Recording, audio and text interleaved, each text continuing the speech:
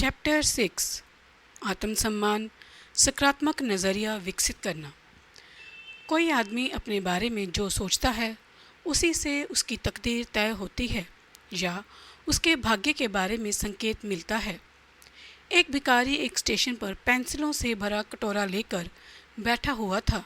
एक युवा अधिकारी उधर से गुजरा और उसने कटोरे में $1 डाल दिया, लेकिन उसने कोई पेंसिल नहीं ली।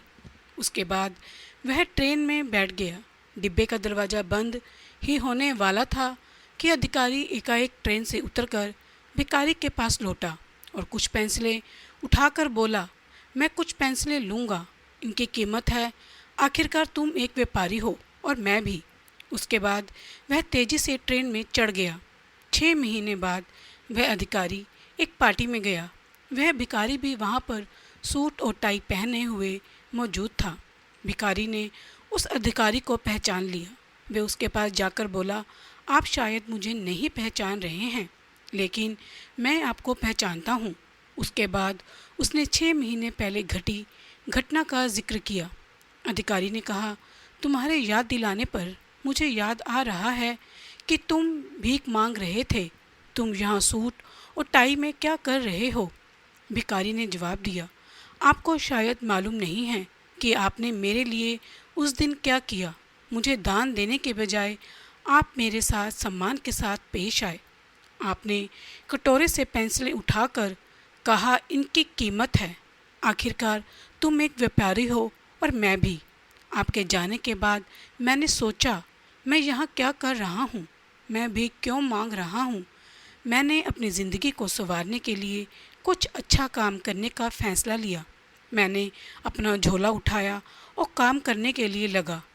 आज मैं यहाँ मौजूद हूँ। मुझे मेरा सम्मान लौटाने के लिए मैं आपको धन्यवाद देता हूँ।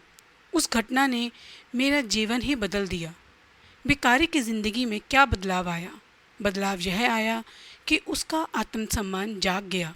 उसके साथ ही उसकी कार्यक्षमता भी बढ़ गई। हमारी ज़िंदगी में आत्मसम्मान इसी तरह जादुई असर डालता है। आत्मसम्मान और कुछ नहीं बल्कि खुद अपने बारे में हमारी सोच है। अपने बारे में हमारी जो राय होती है उसका हमारे काम करने की शक्ति, रिश्तों, माँ बाप के रूप में हमारी भूमिका, ज़िंदगी में हमारी उपलब्धियाँ, यानी हर चीज़ पर काफ़ी गहरा असर पड़ता है। ऊंचे दर्जे के आत्मसम्मान से ज़िंदगी खुशहाल, संतुष्ट और मकसदों से भरी ज़िंदगी बनती है। हम अगर खुद को मूल्यवान नहीं मानते, हम में ऊंचे दर्जे का स्वाभिमान भी पैदा नहीं होगा। आत्मसम्मान की वजह से हम आत्म प्रेरित होते हैं। इतिहास में जितने भी महान नेताओं और शिक्षकों का जिक्र है, उन सबका मानना था कि सफल होने के लिए इंसान का आत्म प्रेरित होना ज़रूरी है। हम अपने बारे में जो सोचते हैं उसका एहसास अनजाने में ही दूसरों को भी करा देते हैं और दूसरे लोग हमारे साथ उसी ढंग से पेश आते हैं। ऊंचे दर्जे के आत्मसम्मान वाले लोग खुद में दृढ़ विश्वास और क्षमता पैदा करते हैं और वे जिम्मेदारियां कबूल करने के लिए हमेशा तैयार रहते हैं।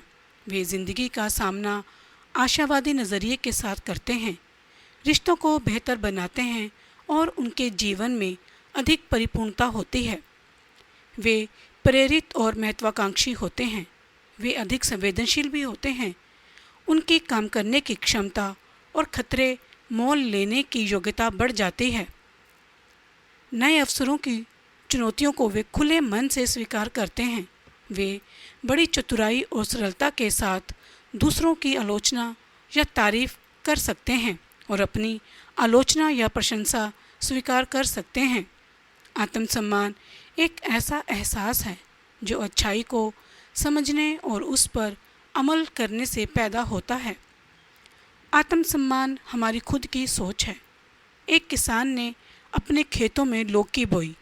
उसने बिना कुछ सोचे समझे एक छोटी सी लौकी को बेल समेत एक शीशे के जार में रख दिया। फसल काटने के समय उसने देखा कि जार में रखी लौकी केवल उतनी ही बड़ी हो सकी जितना बड़ा जार था। जिस तरह लौकी उसे रोकने वाली हदों से अधिक नहीं बढ़ सकी, उसी तरह हम भी अपनी सोच के दायरे से आगे नहीं बढ़ सकते। उस दायरे की हदें जो भी हों। ऊंचे दर्जे के आत्मसम्मान के कुछ फायदे। लोगों की भावनाओं, उत्पादकता के बीच सीधा साधा रिश्ता होता है। ऊंचे दर्जे के आत्मसम्मान का इजहार अपने आप को, दूसरों को तथा जायदाद, कानून, माँ बाप और देश को भी दी जाने वाली इज्जत से होता है। इसका उल्टा भी उतना ही सही है। ऊंचे दर्जे का आत्मसम्मान दृढ़ विश्वास पैदा करना, जिम्मेदारियां कबूल करने की इच्छा पैदा करना, आशावादी नज़रिया बनाता है, रिश्ते बेहतर बनाता है और ज़िंदगी में परिपूर्णता लाता है। दूसरों की ज़रूरतों के प्रति व्यक्ति को संवेदनशील बनाता है और देखभाल का नज़रिया बनाता है। व्यक्ति को खुद से प्रेरित और महत्वाकांक्षी बनाता है। आदमी की सोच में नए अवसरों और चुनौतियों को कबूल करने के लिए खुलापन लाता है। कार्य करने की क्षमता बढ़ाता है। आदमी को प्रशंसा और निंदा का लेन देन चतुराई और सरलता के साथ करने में मदद देता है। ऊंचे दर्जे के आत्मसम्मान वाला व्यक्ति अपनी सीख साख गंवाने के बजाय व्यापार में घाटा उठा लेता है, क्योंकि वह अपनी साख को अनमोल मानता है। घटिया किस्म का आत्मसम्मान। हम घटिया किस्म के आत्मसम्मान वाले लोगों को कैसे पहचानेंगे? ऐसे लोग कैसा व्यवहार करते हैं? इसमें उनके सारे लक्षण तो शामिल नहीं हैं, पर यह उनके बारे में संकेत जरूर देती है कि वे आमतौर पर गपबाज होते हैं। दूसरों की आलोचना करना उनका स्वभाव होता है। वे आलोचना इस तरह करते हैं मानो इस बात की प्रतियोगिता चल रही हो कि कौन अधिक आलोचना कर सकता है। वे अहंकारी और घमंडी होते हैं।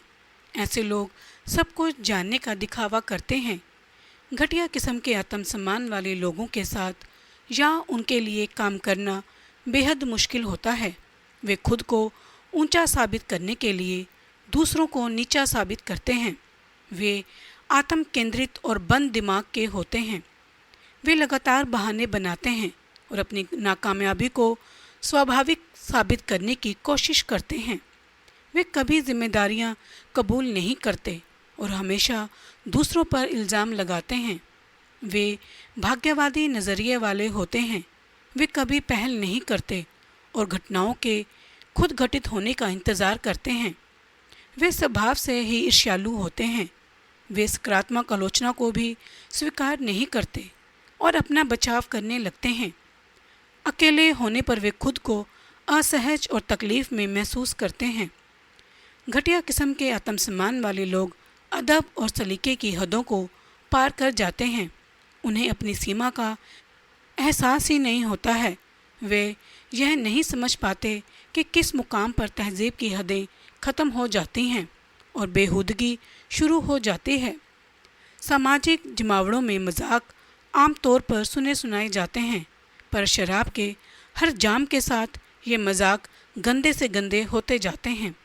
उनके सच्चे दोस्त नहीं होते, क्योंकि वे खुद सच्चे नहीं होते। वे ऐसे वादे करते हैं जिनके बारे में उन्हें मालूम होता है कि वे पूरे नहीं कर पाएंगे। घटिया किस्म के आत्मसम्मान वाला व्यक्ति चांद को बेचने का वादा भी कर सकता है। वादे पूरे न करने से आदमी की साख गिरती है। उनका व्यवहार नासमझी और गलतियों से भरा होता है। वे पेंडुलम की तरह एक छोर से दूसरे छोर तक झूलते रहते हैं। आज वे हमारे साथ बड़ी शराफत से पेश आएंगे, लेकिन कल वे हमारा गला भी काट सकते हैं। उनमें संतुलन की कमी होती है। वे लोगों को खुद से दूर कर देते हैं और अकेले रहना पसंद करते हैं। वे तुनक मिजाजी होते हैं। उनका आत्मसम्मान छूते ही गहरा जाने वाली किस्म का होता है। कोई भी बात कहने पर वे उसे निजी तौर पर ले लेते हैं और अपने मन पर चोट महसूस करते हैं। इससे उनमें मायूसी पैदा होती है। संवेदनशीलता और तुनक मिजाजी में क्या फ़र्क है?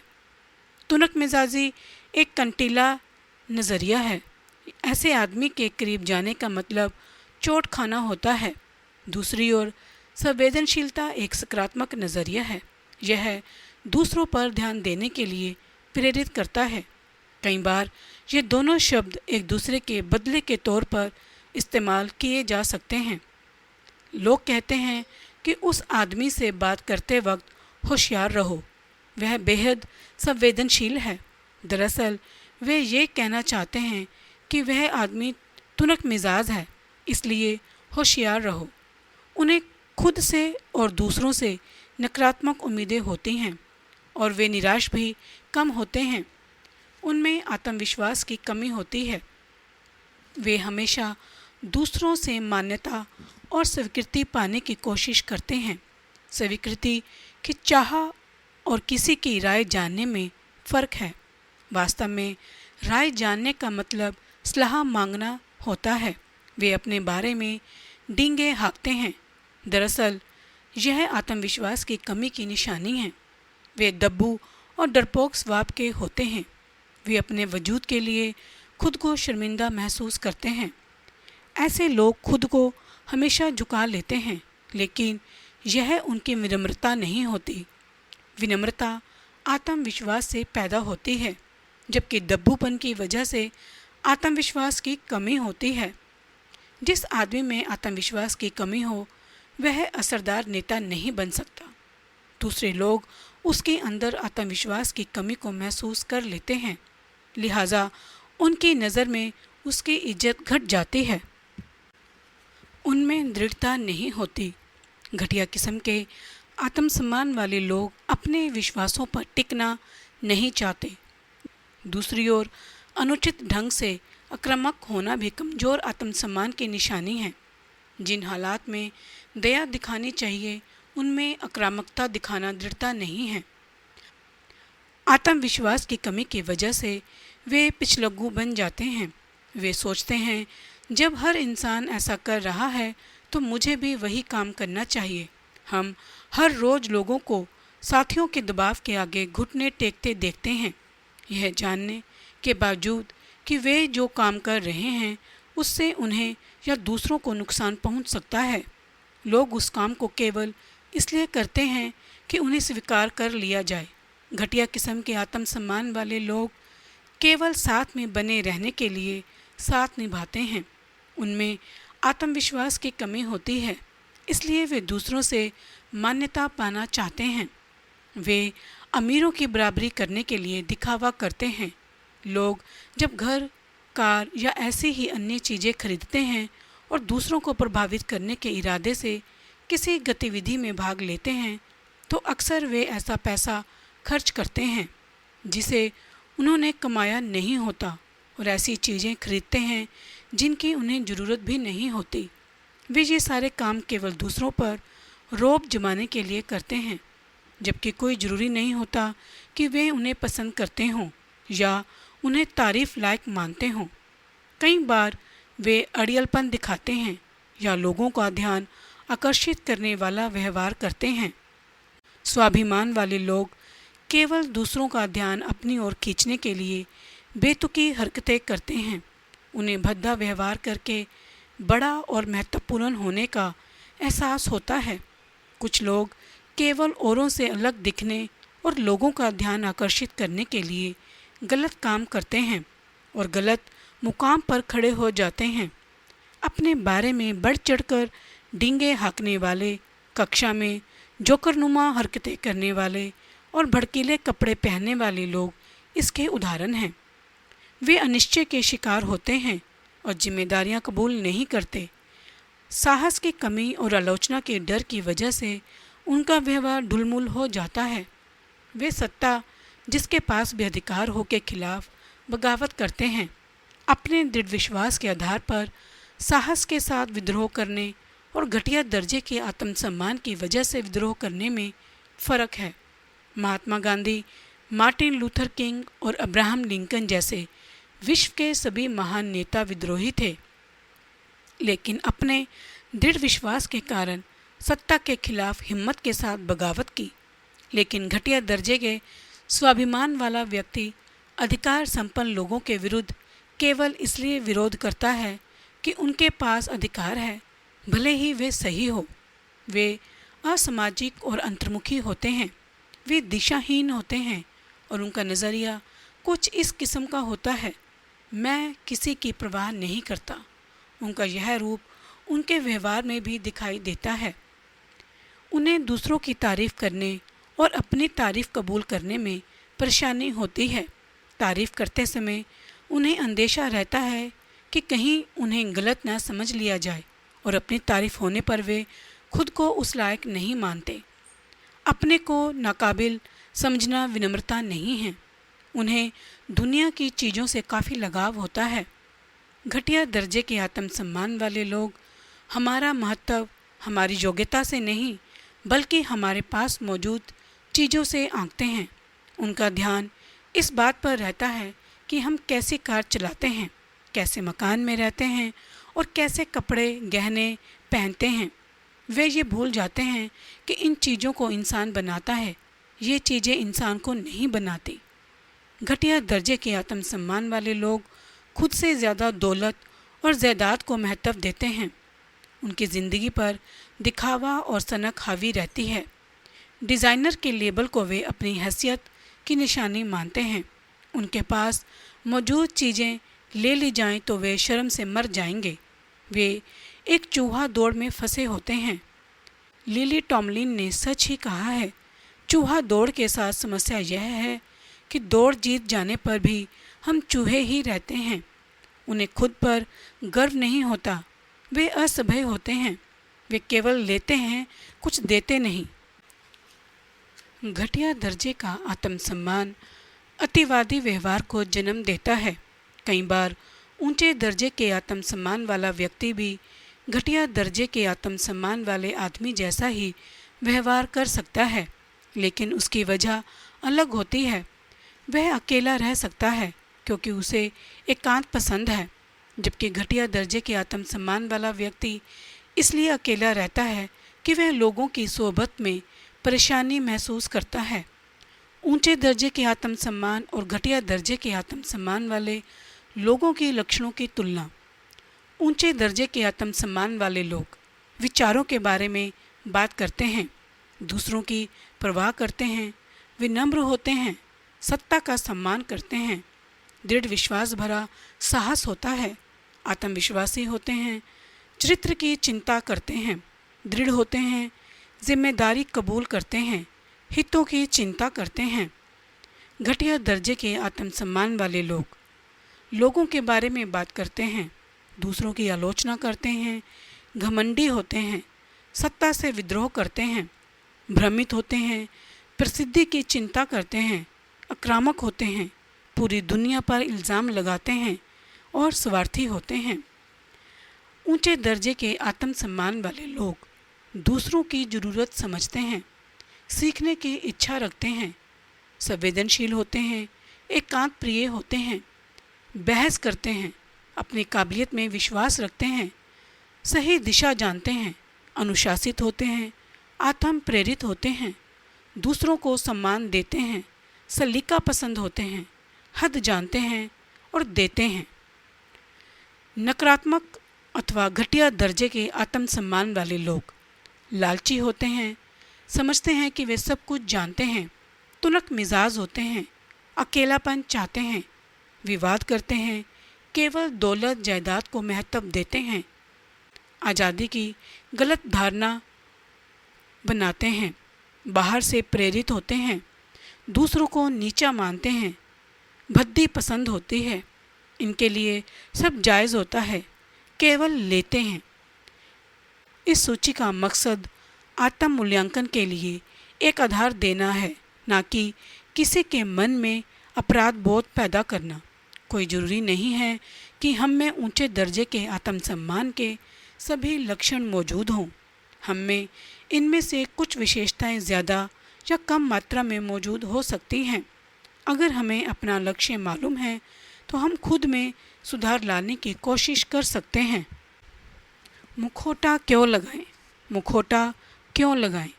घटिया दर्जे के आत्मसम्मान वाले एक अधिकारी को तरक्की दी गई, लेकिन वह खुद को अपने नए ओहदे के मुताबिक ढाल नहीं पा रहा था। एक दिन वह अपने दफ्तर में बैठा, तभी किसी ने दरवाज़ा खटखटाया। अपनी व्यवस्था और महत्व दिखाने के लिए उसने फ़ोन उठा लिया और दरवाज़ा खटखटाने वाले से अंदर आने के लिए कहा। वह आदमी अंदर आकर इंतज़ार करता रहा और उस दौरान वह अधिकारी सर हिला हिलाकर फ़ोन पर बात करता रहा। बीच बीच में वह कहता जा रहा था, चिंता की कोई बात नहीं है, मैं संभाल लूँगा। कुछ मिनट के बाद उसने फ़ोन रख कर इंतज़ार कर रहे आदमी से आने की वजह पूछी। उस आदमी ने जवाब दिया, सर मैं आपका फ़ोन कनेक्ट करने आया हूँ। संदेश क्या है? दिखावा क्यों करें? हम क्या साबित करना चाहते हैं? हम क्या हासिल करना चाहते हैं? हमें झूठ बोलने की ज़रूरत क्यों महसूस होती है? हम झूठे महत्व का एहसास क्यों करना चाहते हैं? इस तरह का व्यवहार असुरक्षा और घटिया दर्जे के आत्मसम्मान से जन्म लेता है। दिखावा क्यों करें? हमारा चरित्र उन सारी बातों से आंका जाता है जिन्हें हम करते हैं या नहीं करते हैं, पसंद करते या नापसंद करते हैं। हमारे चरित्र का पता इन बातों से लगता है। हम जैसे लोगों के साथ रहते हैं या जैसे लोगों की सोबत से बचते हैं। हम दूसरे लोगों, ख़ास तौर पर अपने बुजुर्गों और अपाहिजों के साथ कैसा व्यवहार करते हैं। हम कैसे किताबें, फिल्में और संगीत पसंद करते हैं। हम कैसे मजाक पसंद करते हैं या कैसे मजाकों पर हंसी आती है। हर काम से हमारा चरित्र जाहिर हो जाता है, तो दिखावा क्यों? मेरा मानना है यदि किसी आदमी में दृढ़ विश्वास, संवेदनशीलता और सहयोग की भावना है तो वह खुद अपनी कोशिशों से दूसरे लोगों को भी प्रेरित कर सकता है। ऐसा इंसान खुद ब खुद सम्मान पाने योग्य बन जाता है। सकारात्मक आत्मसम्मान क्या है? आत्मसम्मान, आत्मविश्वास, आत्म महत्व, आत्म स्वीकृति, आत्म प्रेम, आत्म ज्ञान, आत्म अनुशासन। नकारात्मक आत्मसम्मान क्या है? आत्म तिरस्कार, आत्म संशय, आत्म प्रताड़ना, आत्म निषेध, आत्म केंद्रित, आत्म प्रवचना, आत्म लीनता। हम अपने बारे में जिस ढंग से सोचते हैं वही हमारा आत्मसम्मान है और हमारे मन में खुद को जैसा देखते हैं वह हमारी आत्म छवि है। हम जब खुद के बारे में अच्छा महसूस करते हैं तो पूरी दुनिया अच्छी लगने लगती है। हमारी उत्पादकता बढ़ जाती है और रिश्ते बेहतर हो जाते हैं। इसका उल्टा ही उतना ही सही है। ऊंचे दर्जे के आत्मसम्मान का मतलब अहंकार बढ़ना नहीं होता। अगर किसी इंसान के अपने ही मन में शांति नहीं है तो वह दूसरों के साथ भी शांति से नहीं रह सकता। वह चीज़ हमारे पास है ही नहीं। जो चीज़ हमारे पास है ही नहीं उसे हम दूसरों को कैसे दे सकते हैं? अगर हम में आत्मसम्मान पैदा करने वाली खूबियाँ नहीं हैं तो हम उन्हें दूसरों के साथ बांट भी नहीं सकते। हमें सबसे पहले ईमानदारी के साथ अपना मूल्यांकन करके खुद को व्यवस्थित करना होगा। विमान में बैठने वाले मुसाफिरों को सुरक्षा के लिए निर्देश दिया जाता है कि अपने बच्चे को ऑक्सीजन मास्क लगाने से पहले वे खुद ऑक्सीजन मास्क लगा लें। यह स्वार्थ नहीं है। शारीरिक रूप से दूसरों की मदद करने से पहले हमको खुद शारीरिक रूप से मजबूत होना होगा। भावनात्मक रूप से दूसरों की मदद करने से पहले हमको खुद भावनात्मक रूप से मदद करनी होगी। घटिया दर्जे के आत्मसम्मान को जन्म देने वाली वजह, हम जन्म लेने के साथ ही अपने सकारात्मक या नकारात्मक आत्मसम्मान का विकास करने लगते हैं। हम खुद अपने बारे में एक सोच कायम कर लेते हैं जिसे दूसरे लोग और पुख्ता बना देते हैं। नकारात्मक आत्मवार्ता या नकारात्मक आत्म सुझाव। नकारात्मक आत्मवार्ता के दौरान हम खुद से जाने अनजाने कुछ ऐसी बातें कहते हैं। मेरी याददाश्त कमज़ोर है, मैं हिसाब किताब में कच्चा हूँ, मैं खिलाड़ी नहीं हूँ, मैं थक गया हूँ। इस तरह की बातें केवल नकारात्मकता को मजबूत बनाती है और हमें नीचे गिराती है। जल्दी ही हमारा दिमाग इन बातों में विश्वास करने लगता है और हमारे व्यवहार में भी उसी मुताबिक बदलाव आने लगता है। ये बातें अपने आप हकीकत बन जाने वाली भविष्यवाणियों का रूप ले लेती हैं। वातावरण, घर। माँ बाप अपने बच्चों को जो सबसे बड़ा तोहफा दे सकते हैं वह है अच्छी बुनियाद। परिवार से हमें जो सबसे अच्छी चीज़ मिल सकती है वह है बुनियाद। एक लड़की का शिष्ट और विनम्र व्यवहार देखकर उसके अध्यापक ने पूछा, तुम्हें इतना शिष्ट और विनम्र होना किसने सिखाया? लड़की ने जवाब दिया, किसी ने नहीं, हमारे परिवार में लोग ऐसा ही व्यवहार करते हैं। परवरिश। प्रिय नागरिकों, तुम अपने बच्चों की देखभाल में इतना कम ध्यान क्यों देते हो? दौलत पाने के लिए पत्थरों को तराशने में इतना ज़्यादा समय क्यों देते हो, जबकि एक दिन यह सब बच्चों के लिए ही छोड़ जाना है।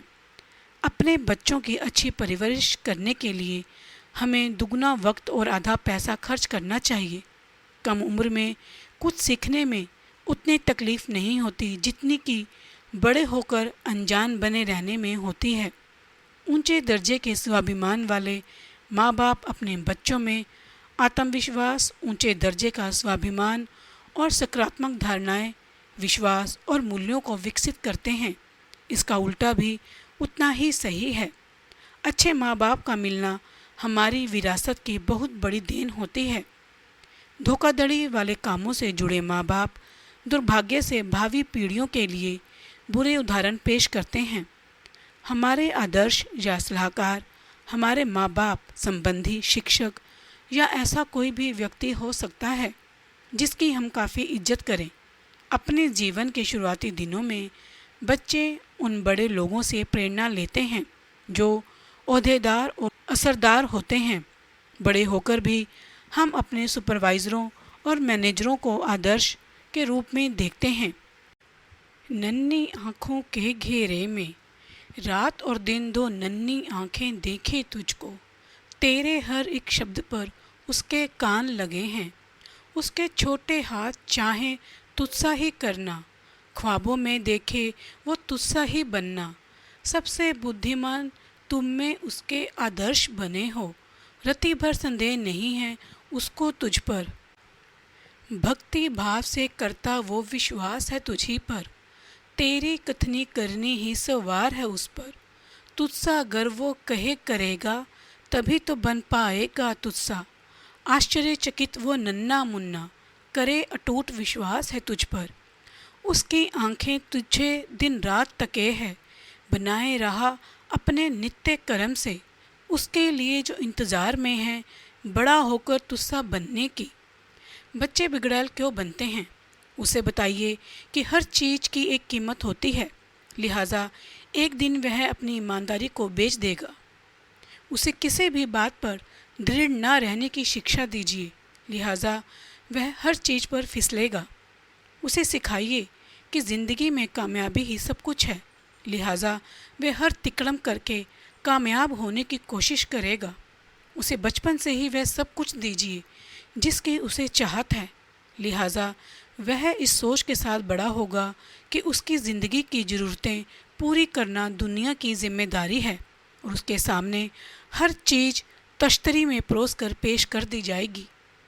जब वह गंदे लफ्ज़ों का इस्तेमाल करे तो उस पर हंसिए, इससे वह खुद को चतुर समझने लगेगा।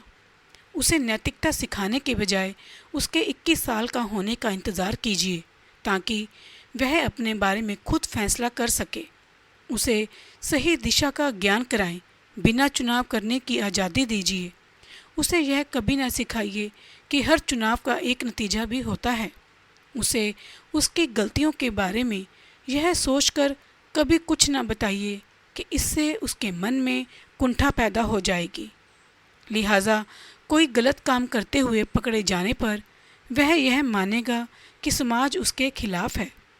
उसके आसपास बिखरी हुई चीज़ें जैसे कि किताबें, जूते, कपड़े वगैरह खुद उठाइए, उसका हर काम खुद कीजिए।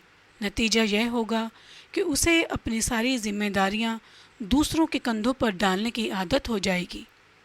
वह जो भी चीज़ें देखना सुनना चाहे उसे देखने और सुनने की आज़ादी दीजिए। उसके शरीर में जाने वाली खुशबू पर तो ध्यान दीजिए, पर उसके मस्तिष्क में कूड़ा जाने दीजिए। दोस्तों के बीच लोकप्रिय होने के लिए उसे कुछ भी करने दीजिए। उसकी मौजूदगी में अक्सर झगड़िए, लिहाजा घर के टूटने पर उसे कोई अचरज नहीं होगा। वह जितना पैसा मांगे उसे दीजिए, उसे पैसे की कीमत कभी भी ना समझाइए। इस बात का पूरा ध्यान रखिए कि उसे वैसी दिक्कतों का सामना कभी न करना पड़े जिनका सामना हमको करना पड़ा था। खाने पीने और ऐशो आराम की सारी शारीरिक ज़रूरतों को यह सोचकर फ़ौरन पूरा कीजिए कि चीज़ें ना मिलने पर वह हताश होगा। पड़ोसियों और अध्यापकों के सामने यह सोचकर हमेशा उसका पक्ष लीजिए कि हमारे बच्चे के लिए उनमें मैल है। वह किसी असली मुसीबत में फंसे तो यह कहकर हाथ झाड़ लीजिए, मैंने अपनी ओर से पूरी कोशिश की पर उसके लिए कुछ कर ना सका। उसे यह सोचकर किसी बात पर मत टोकिए कि अनुशासन से आज़ादी छिन जाती है। उसे आज़ादी का पाठ पढ़ाने के लिए माँ बाप की तरह सीधा नियंत्रण रखने के बजाय उस पर दूर से नियंत्रण रखिए। बच्चे वही सीखते हैं जो जीते हैं। अगर बच्चा आलोचना के माहौल में रहता है तो वह निंदा करना सीखता है। अगर बच्चा प्रशंसा के माहौल में रहता है तो तारीफ़ करना सीखता है। अगर बच्चा लड़ने के माहौल में रहता है तो झगड़ना सीखता है। अगर बच्चा सहनशीलता के माहौल में रहता है तो धैर्य सीखता है। अगर बच्चा बेहुदे और खिल्ली उड़ाने वाले माहौल में रहता है तो वह संकोच करना सीखता है। अगर बच्चा प्रोत्साहन वाले माहौल में रहता है तो आत्मविश्वास सीखता है। अगर बच्चा शर्मिंदगी के माहौल में रहता है तो वह खुद को दोषी मानना सीखता है।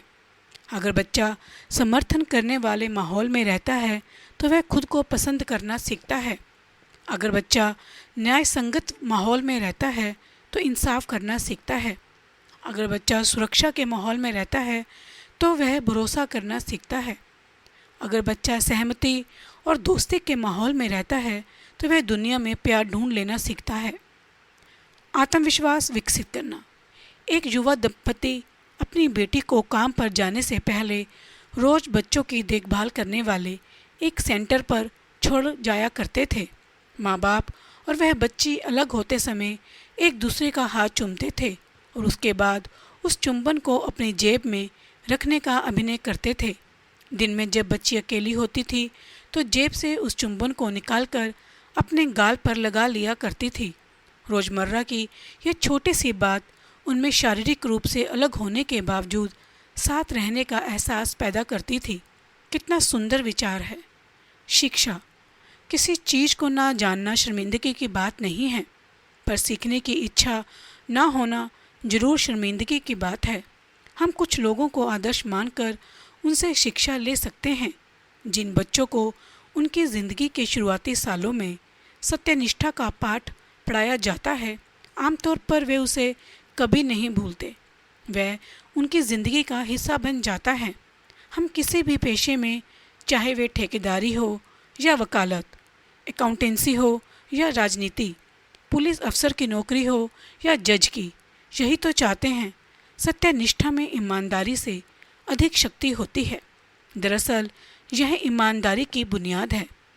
नौजवानों पर किसी चीज़ का असर आसानी से डाला जा सकता है जब वे माँ बाप, शिक्षकों या राजनेताओं जैसे अपने मार्गदर्शकों को बड़ी शान के साथ धोखाधड़ी करते या किसी होटल से तौलिया चुराने या किसी रेस्तरां से बर्तन चुराने जैसी घटिया हरकतों के बारे में डींगे मारते सुनते हैं तो वे निराश होते हैं। उन्हें मन में अपने मार्गदर्शकों के लिए इज्जत नहीं रह जाती। ऐसी चीज़ें लगातार देखते रहने पर वे उन्हें स्वीकार करने लगते हैं। घटिया आदर्श। एक शिक्षक ने एक बच्चे से पूछा, तुम्हारे पिताजी क्या करते हैं? बच्चे ने जवाब दिया, मुझे मालूम नहीं, पर मेरा ख्याल है कि वे पेन, पेंसिल, बल्ब और टॉयलेट में इस्तेमाल होने वाले पेपर रोल बनाया करते हैं, क्योंकि वे हर रोज़ अपने लंच बॉक्स में यही चीज़ें घर लाया करते हैं। गलत तुलना करना। सही ढंग से तुलना करना तो ठीक है, गलत ढंग से की गई तुलना से इंसान खुद को ही हीन महसूस करने लगता है। दूसरों से तुलना किए जाने पर आमतौर पर हमें उनसे ज़्यादा काम करने की क्षमता गलत तुलना करना। सही ढंग से तुलना करना तो ठीक है, गलत ढंग से की गई तुलना से इंसान खुद को हीन महसूस करने लगता है। दूसरों से तुलना किए जाने पर आमतौर पर हम में उनसे ज़्यादा काम करने की क्षमता दिखाने के प्रतियोगी भावना उत्पन्न होती है। ऊंचे दर्जे के आत्मसम्मान वाले लोग दूसरों से मुकाबला नहीं करते, इसकी बजाय वे अपनी काम करने की क्षमता में सुधार लाते हैं। वे खुद से ही मुकाबला करते हैं, वे अपनी गलतियों की तुलना अपनी क्षमताओं से करते हैं। सफलता या असफलता से जुड़े हुए प्रभाव। इस कहावत में काफ़ी सच्चाई है कि सफलता सफलता को और असफलता असफलता को जन्म देती है। खेल की दुनिया में हम अक्सर देखते हैं कि जब किसी चैंपियन का मनोबल गिरता है तो कोच उसे कभी किसी अच्छे खिलाड़ी के मुकाबले में नहीं खिलाता, क्योंकि अगर वह एक बार और हार जाएगा तो उसका मनोबल और गिर जाएगा। उसका आत्मविश्वास वापस लाने के लिए कोच उसे किसी कमज़ोर खिलाड़ी के मुकाबले खिलाता है और उस जीत से चैंपियन का मनोबल बढ़ जाता है। उसके बाद उसे थोड़े अच्छे खिलाड़ी के साथ खिलाया जाता है। वह जीत उसके आत्मविश्वास को और बढ़ा देती है। यही सिलसिला तब तक जारी रखा जाता है जब तक कि चैंपियन असली चुनौती का सामना करने के लिए तैयार नहीं हो जाता।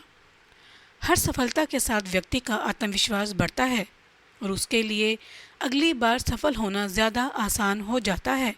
इसलिए कोई भी अच्छा नेता, चाहे वे माँ बाप, शिक्षक या सुपरवाइज़र हों, बच्चे से पहले आसान काम कराते हैं। हर बार काम को सफलतापूर्वक पूरा करने के साथ ही बच्चे के आत्मविश्वास और मनोबल का स्तर ऊंचा उठता जाता है। इसी मुकाम पर अगर बच्चे को प्रोत्साहन भी दिया जाए तो उसका सकारात्मक आत्मसम्मान एक ठोस शक्ल लेने लगता है। अपनी और बच्चों की असफलता की जंजीरों को तोड़कर सफलता की कड़ी से जुड़ना हमारी जिम्मेदारी है। असफल होने को असफलता मानने की गलती करना। सफलता में 99% असफलता शामिल होती है। किसी खास मामले में असफल होने पर ज़्यादातर लोग इतने मायूस हो जाते हैं कि खुद को असफल मानने लगते हैं।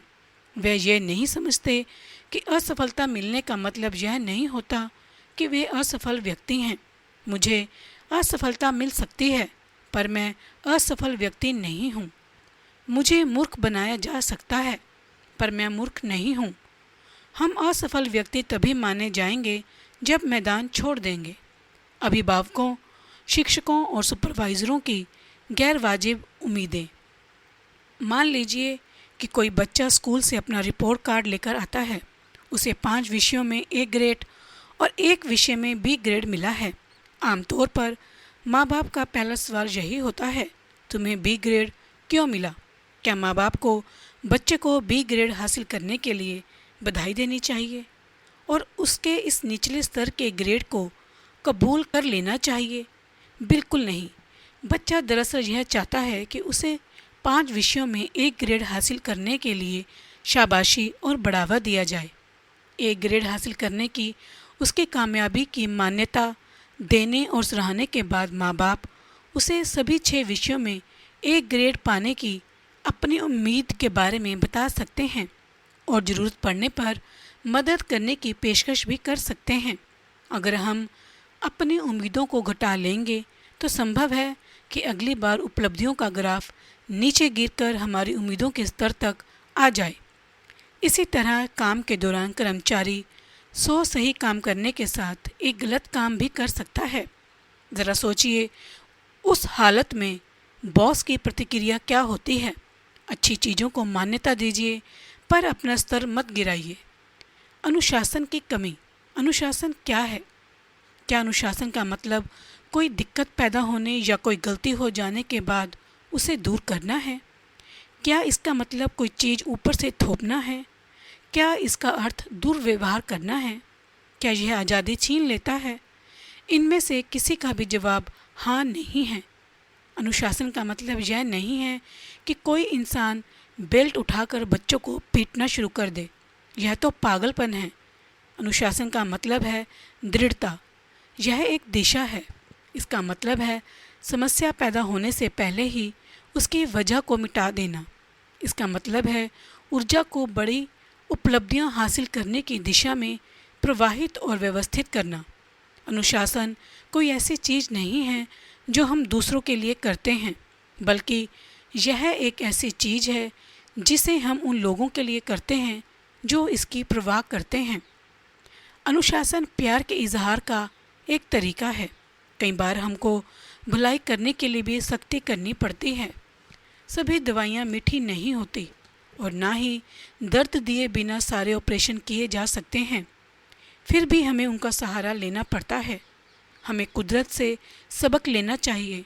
हम सभी जिराफ नाम के भारी भरकम जानवर के बारे में जानते हैं। माता जिराफ अपने बच्चों को खड़े खड़े जन्म देती है। बच्चा माँ की नरम कोख से एकाएक कठोर जमीन पर आ गिरता है और फिर बैठ जाता है।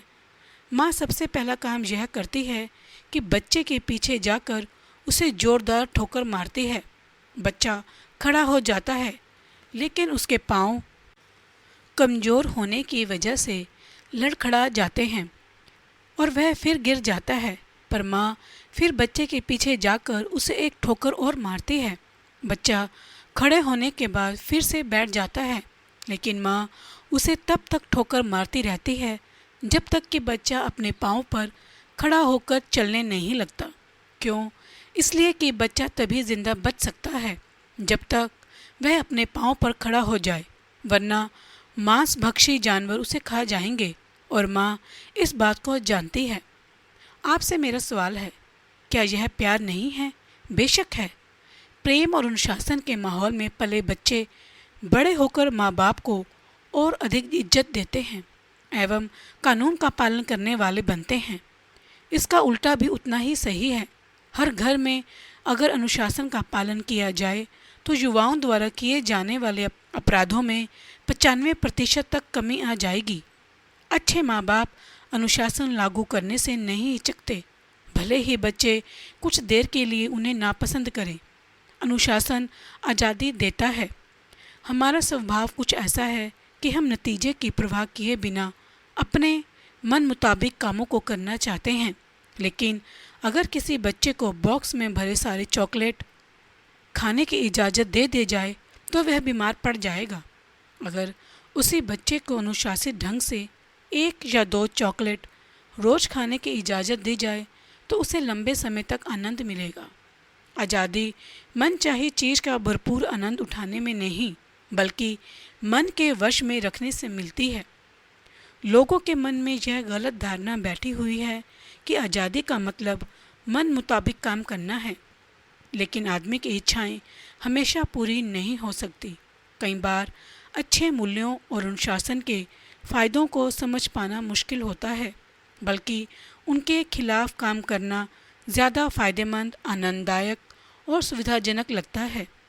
लेकिन हमें उन अनगिनत उदाहरणों पर ध्यान देना चाहिए जो बताते हैं कि लोग अनुशासनहीनता के कारण किस तरह असफल हुए। अनुशासन की बंदिशें हमें नीचे गिराने की बजाय ऊपर उठाती हैं। अनुशासन का यही लाभ है। एक लड़का अपने पिता के साथ पतंग उड़ा रहा था। उसने पिता से पूछा, पतंग किस वजह से ऊपर उड़ रही है? पिता ने जवाब दिया, धागे की वजह से। लड़के ने कहा, पिताजी, धागा तो पतंग को नीचे खींच रहा है। पिता ने लड़के से कहा कि वह चुपचाप देखता रहे। उसके बाद पिता ने धागा तोड़ दिया। सोचिए पतंग का क्या हुआ होगा? वह नीचे गिर गई। क्या हमारी ज़िंदगी के साथ भी यही बात सही नहीं है? कई बार हम जिन चीज़ों के बारे में सोचते हैं कि वे हमें नीचे धकेल रही है, वास्तव में वे हमें ऊपर उड़ने में मदद दे रही होती है। हमारी ज़िंदगी में अनुशासन भी यही काम करता है। मैं आज़ाद होना चाहता हूँ। हम यह जुमला अक्सर सुनते हैं, मैं आज़ाद होना चाहता हूँ। अगर आप ट्रेन को पटरी से उतार दें तो यह आज़ाद हो जाएगी, लेकिन उसके बाद वह जाएगी कहाँ? अगर हर इंसान अपना खुद का ट्रैफिक कानून बनने लगे तो सड़क पर किसी भी तरफ गाड़ी चलने लगेगी। हम इसे आज़ादी कहेंगे या अव्यवस्था? यह अनुशासन का अभाव है। नियमों का पालन करके दरअसल हम आज़ादी हासिल करते हैं। अनुशासन प्रेम भरी दृढ़ता है। मैंने यह सवाल अपने सेमिनारों में भाग लेने वाले कई लोगों से पूछा है। अगर हमारे बच्चे को 105 डिग्री बुखार हो और वह डॉक्टर के पास ना जाना चाहता हो तो हम क्या करेंगे? सबका यही जवाब था कि बच्चे के विरोध करने के बावजूद वे उसे डॉक्टर के पास ले जाएंगे। क्यों? क्योंकि बच्चे का हित उसी में है। बच्चे की परवरिश करना लोकप्रिय प्रतियोगिता नहीं है। एक डकैती के मुलजिम को सज़ा देते समय जज ने उससे पूछा कि क्या उसे कुछ कहना है। उस आदमी ने जवाब दिया, जी हजूर, मेहरबानी करके मेरे माँ बाप को भी सज़ा दी जाए। जज ने पूछा, क्यों? कैदी ने जवाब दिया, जब मैं छोटा बच्चा था तो मैंने स्कूल से पेंसिल चुराई। मेरे माँ बाप ने यह जानने के बावजूद मुझे कुछ नहीं कहा। उसके बाद मैंने एक पेन चुराई। उन्होंने उस वाक्य को भी जानबूझकर नज़रअंदाज किया। उसके बाद मैं स्कूल और पड़ोसियों के घरों से एक के बाद एक चीज़ें चुराता रहा और चोरी मेरी आदत बन गई। मेरे माँ बाप को ये सारी बातें मालूम थी, पर उन्होंने मुझे एक शब्द भी नहीं कहा, इसलिए मेरे साथ उन्हें भी जेल जाना चाहिए। वह सही कह रहा था, हालांकि इन बातों से वे अपनी जिम्मेदारी से बरी नहीं हो सकता। पर सवाल यह पैदा होता है कि क्या माँ बाप ने यह सही काम किया? जाहिर है कि नहीं। बच्चों को चुनाव करने का मौका देना अच्छी बात है, पर सही दिशा दिखाएं बिना चयन करने की छूट देना उनकी तबाही की वजह बन सकता है। शरीर और मन की पूरी तैयारी त्याग और अनुशासन से ही संभव है। माँ बाप एक हफ्ते में बच्चों के साथ काम की बातचीत पर तकरीबन 15 मिनट का ही वक्त देते हैं। बाकी समय उन्हें अपने साथियों और टीवी से जो नैतिक मूल्य मिलते हैं उन्हें मनचाहे ढंग से इकट्ठे करने के लिए छोड़ दिया जाता है। खुद से पूछें, क्या अनुशासन के बिना एक कप्तान जहाज को सही ढंग से चला सकता है? एक एथलीट दौड़ में जीत सकता है? एक वायलिन वादक संगीत समारोह में अच्छी तरह से वायलिन बजा सकता है?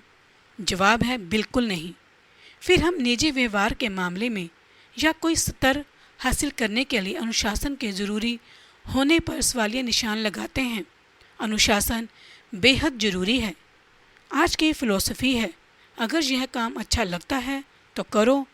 मैंने कई बार माँ बाप को बड़े ही भोलेपन के साथ कहते सुना है कि मेरे बच्चे चाहे कुछ भी कर रहे हों, अगर इससे उन्हें खुशी मिल रही है तो यह मेरे लिए ज़रूरी नहीं कि वे क्या कर रहे हैं। मैं उनसे पूछता हूँ, क्या हम जानना नहीं चाहते कि हमारे बच्चों को क्या करने की खुशी मिलती है? अगर सड़क पर किसी को पीटने या उसका सामान छीन लेने से इन्हें खुशी मिलती है, में इसे कहते हैं नीचता।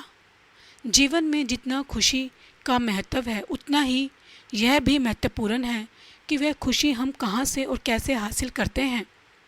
यह हमारे नैतिक मूल्यों, अनुशासन और जिम्मेदारी का मिला जुला नतीजा होती है। हम अक्सर सुनते हैं, जो तुम्हें अच्छा लगे वो करो। इस बात का उल्टा भी उतना ही सही है कि जो करना जरूरी है उसे पसंद करो। कई बार हमें ऐसे कामों को भी करना पड़ता है जिन्हें करने की ज़रूरत है, वे चाहे हमें पसंद हों या ना हो। एक माँ दिन भर काम करने के बाद घर आती है, फिर घर के कामकाज निपटाती है, बच्चे की देखभाल करती है और आखिर में थकी हारी सो जाती है। आधी रात को बच्चा रोने लगता है। ऐसे में थक कर सोई माँ को क्या उठाना चाहिए? नहीं, मगर फिर भी वह उठती है। क्यों? इसकी 3 वजह हैं: प्यार, फ़र्ज और जिम्मेदारी। हम जिंदगी सिर्फ भावनाओं के सहारे नहीं गुजार सकते। हमें अनुशासन की भी ज़रूरत होती है, चाहे हमारी उम्र कितनी ही हो। ज़िंदगी में कामयाबी तभी मिलती है जब हम अपनी इच्छाओं के आगे घुटने के बजाय वह करें जो किया जाना चाहिए, जिसे करने की ज़रूरत है। इसके लिए ज़रूरत है अनुशासन की। माँ बाप, गुरु या अधिकारियों द्वारा लगाए गए लेबल या नीचे दिखाने वाली टिप्पणियाँ। क्या आपने कई माँ बाप को अपने बच्चों का मजाक में प्यार से लल्लू या भोंदू कहकर पुकारते सुना है? ऐसे लेबल आदमी पर जिंदगी भर के लिए चिपक जाते हैं। बड़े होने पर वही बच्चे माँ बाप की टिप्पणियों को सही साबित करते हैं। ये लेबल जिंदगी भर के लिए ही नहीं बल्कि पीढ़ियों तक साथ लग जाते हैं। भारत में जाति प्रथा इस बात का जीता जागता उदाहरण है कि लेबल लग जाना कितना तकलीफदेह हो सकता है। ऊंची जाति या नीची जाति, ये बातें सिर्फ लेबल नहीं हैं तो क्या है। आमतौर पर माता पिता अपने बच्चों पर इस तरह के लेबल लगाते हैं। तुम भोंदू हो, तुम कोई भी काम सही ढंग से नहीं करते, तुम जिंदगी में कुछ नहीं कर पाओगे। सही मूल्यों की शिक्षा, कई बार असावधानी या अनजाने में हम अपने परिवार या दफ्तर में गलत मूल्यों की शिक्षा देते हैं। जैसे हम अपने बच्चों या कर्मचारियों को अपने लिए झूठ बोलने को कहते हैं। उदाहरण के तौर पर उन्हें कहो कि मैं यहाँ पर नहीं हूँ, उन्हें कहो कि चेक डाक से भेज दिया गया है। हम अपने माँ बाप, गुरु या सुपरवाइज़र से यह उम्मीद करते हैं कि वे हमें सच्चाई सिखलाएंगे, लेकिन कई बार हमें निराशा ही मिलती है। बोलते बोलते पेशेवर झूठ बोलने वाले बन जाते हैं। जब हम औरों को हमारे लिए झूठ बोलना सिखाते हैं तो एक दिन ऐसा आता है जब वे हमसे भी झूठ बोलने लगते हैं। जैसे सेक्रेटरी फ़ोन पर अपनी बीमारी का बहाना करती है जबकि वह शॉपिंग करने के लिए जाना चाहती है। हो सकता है कि उसके बॉस ने उससे अपने लिए झूठ बोलने की इतनी प्रैक्टिस करवाई हो कि इसमें एक्सपर्ट होकर वह उसी से झूठ बोल रही है। पहले वह उसके लिए झूठ बोलती थी, अब उसी से झूठ बोलती है। ऊंचा आत्मसम्मान विकसित करने के तरीके, अपनी कमियों को खूबियों में बदलें। ऐसे लोगों की जीवनी पढ़ें जिन्होंने निराशा को आशा में, नुकसान को फ़ायदे में, रास्ते के पत्थरों को सफलता की सीढ़ी में बदल दिया हो। ऐसे लोग दुखी और उदास होने से इनकार कर देते हैं, नाकामयाबियों को अपने ऊपर हावी नहीं होने देते। दुनिया के सर्वश्रेष्ठ संगीत देने वालों में एक बीथोवन भी थे। उनकी अक्षमता क्या थी? वे बहरे थे। प्रकृति के ऊपर सर्वश्रेष्ठ कविताएं लिखने वालों में एक थे। मिल्टन, उनकी अक्षमताएं क्या थी? उनकी अक्षमताएं क्या थी? वे अंधे थे। फ्रैंकलिन डी रूजवेल्ट, अमेरिका के सर्वश्रेष्ठ राष्ट्रपति और दुनिया के महानतम नेताओं में से थे। उनकी अक्षमता क्या थी? वे चल फिर नहीं पाते थे, जिससे उन्हें व्हील चेयर पर बैठकर ही काम करना पड़ता था। विल्मा रुडोल्फ की कहानी। विल्मा रुडोल्फ का जन्म टेनेसी के एक गरीब परिवार में हुआ था। 4 साल की उम्र में उसे डबल निमोनिया और काला बुखार ने गंभीर रूप से बीमार कर दिया। इनकी वजह से उसे पोलियो हो गया। वह पैरों को सहारा देने के लिए ब्रेस पहना करती थी। डॉक्टरों ने तो यहाँ तक कह डाला था कि वह जिंदगी भर चल फिर नहीं सकेगी, लेकिन विल्मा की माँ ने उसकी हिम्मत बढ़ाई और कहा कि ईश्वर की दी हुई क्षमता, मेहनत और लगन से वह जो चाहे कर सकती है। यह सुनकर विल्मा ने कहा कि वह इस दुनिया की सबसे तेज धाविका बनना चाहती है। 9 साल की उम्र में डॉक्टरों के मना करने के बावजूद विल्मा ने ब्रेस को उतारकर पहला कदम उठाया, जबकि डॉक्टरों ने कहा था कि वह कभी चल नहीं पाएगी। 13 साल की होने पर उसने अपनी पहली दौड़ प्रतियोगिता में हिस्सा लिया और सबसे पीछे रही। उसके बाद वह दूसरी, तीसरी, चौथी दौड़ प्रतियोगिता में हिस्सा लेती रही और हमेशा आखिरी स्थान पर आती रही। वह तब तक कोशिश करती रही जब तक वह दिन नहीं आ गया जब वह फर्स्ट आई। 15 साल की उम्र में विल्मा टेनी स्टेट यूनिवर्सिटी गई, जहां वह एड टेम्पल नाम के कोच से मिली। विल्मा ने उन्हें अपनी यह ख्वाहिश बताई कि मैं दुनिया की सबसे तेज धाविका बनना चाहती हूँ। तब टेम्पल ने कहा, तुम्हारी इसी इच्छा शक्ति की वजह से तुम्हें कोई भी नहीं रोक सकता और साथ में मैं भी तुम्हारी मदद करूँगा। आखिर वह दिन आया जब विल्मा ने ओलंपिक में हिस्सा लिया। ओलंपिक में दुनिया के सर्वश्रेष्ठ खिलाड़ियों में मुकाबला होता है। विमला का मुकाबला जूताहैन से था, जिसे कोई भी हरा नहीं पाया था। पहली दौड़ 100 मीटर की थी। इसमें विल्मा ने जूता को हराकर अपना पहला गोल्ड मेडल जीता। दूसरी दौड़ 200 मीटर की थी। इसमें विल्मा ने जूता को दूसरी बार हराया और उसे दूसरा मेडल मिला।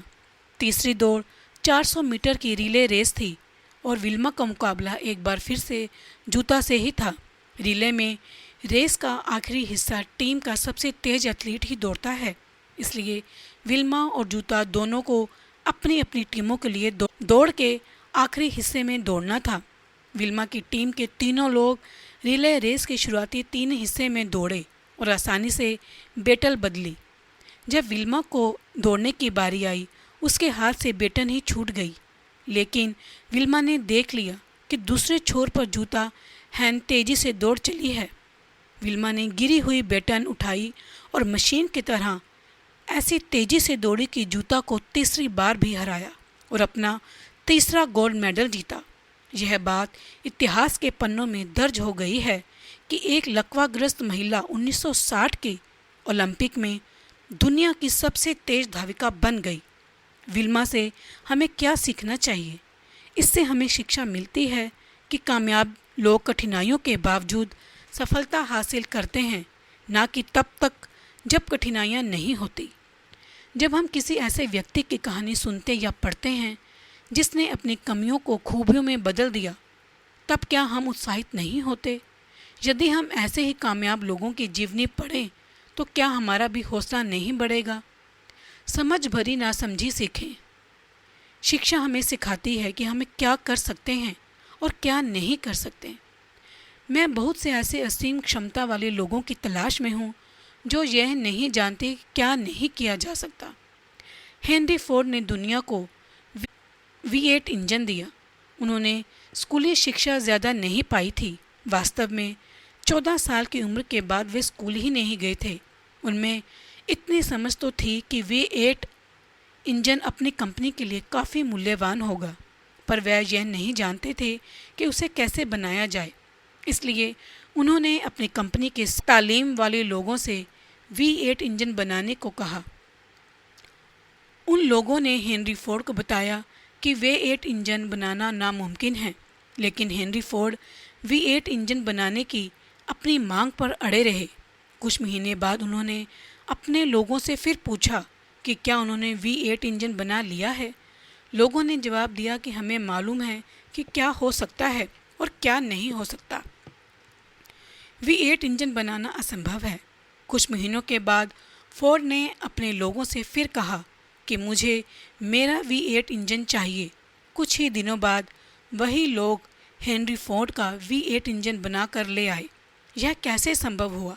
लोगों ने अपनी शिक्षा की हदों से आगे बढ़कर सोचा। शिक्षा हमें जहाँ एक ओर यह बताती है कि क्या किया जा सकता है, वहीं दूसरी ओर कई बार झूठी सीमाएं भी बांधती हैं। भौरा, हमें कुदरत से सीखने की ज़रूरत है। वैज्ञानिकों के मुताबिक भौरे का शरीर काफ़ी भारी है और उड़ने के लिहाज से पंखों का फैलाव काफ़ी कम होता है। उड़ान के नियमों के अनुसार भौरा उड़ नहीं सकता, लेकिन भौरे को इस बात की खबर नहीं है कि वह उड़ता रहता है।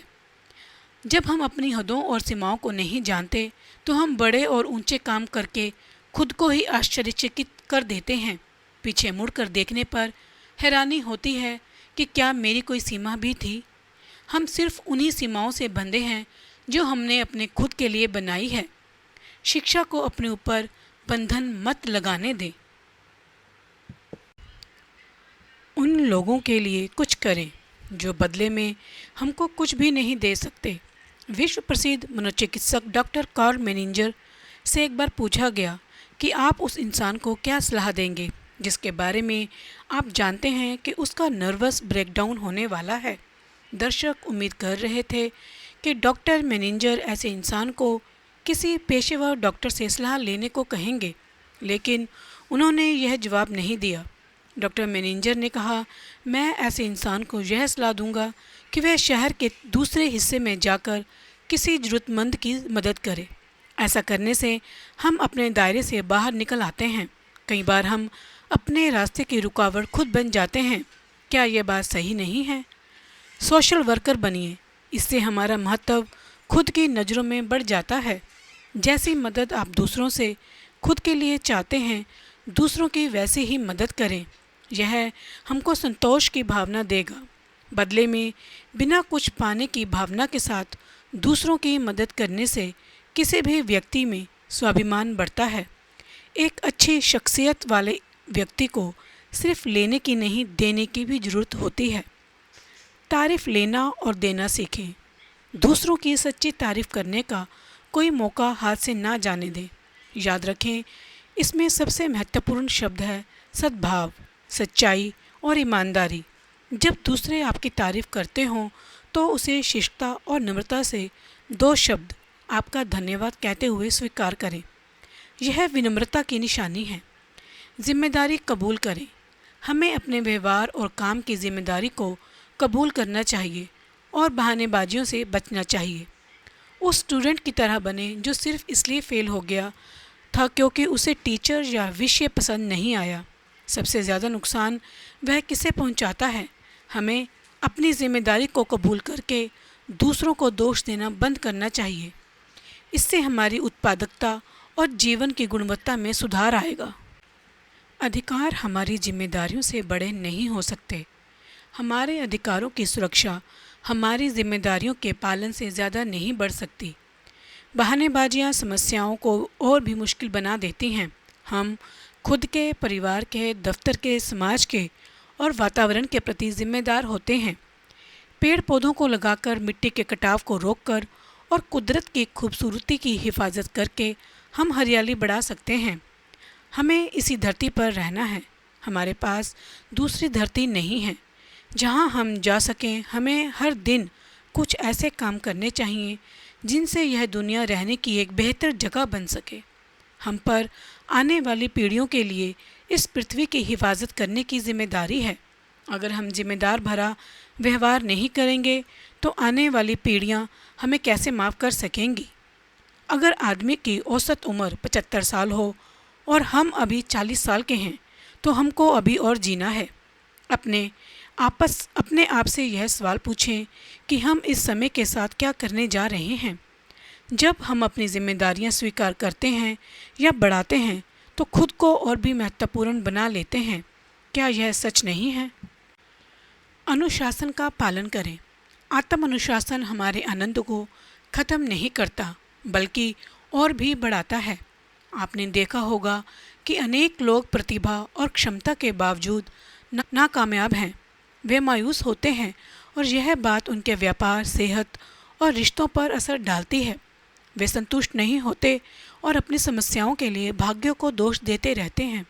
वे यह महसूस नहीं कर पाते कि उनकी समस्याएं अनुशासन की कमी से पैदा हुई हैं। अपना लक्ष्य तय करें। सही और साफ सोच के साथ बनाए गए लक्ष्य आदमी को एक दिशा दिखाते हैं। लक्ष्य पाने में कामयाब होने से उसे संतोष मिलता है। मकसद से भी ज़्यादा महत्वपूर्ण है मकसद का एहसास और हमारी दृष्टि। इससे ज़िंदगी को एक अर्थ और पूर्णता मिलती है।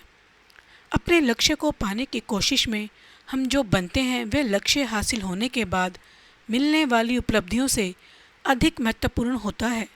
कुछ बनने की यह प्रक्रिया ही हमें सच्ची खुशी देती है और यही सच्चे अर्थों में स्वाभिमान है।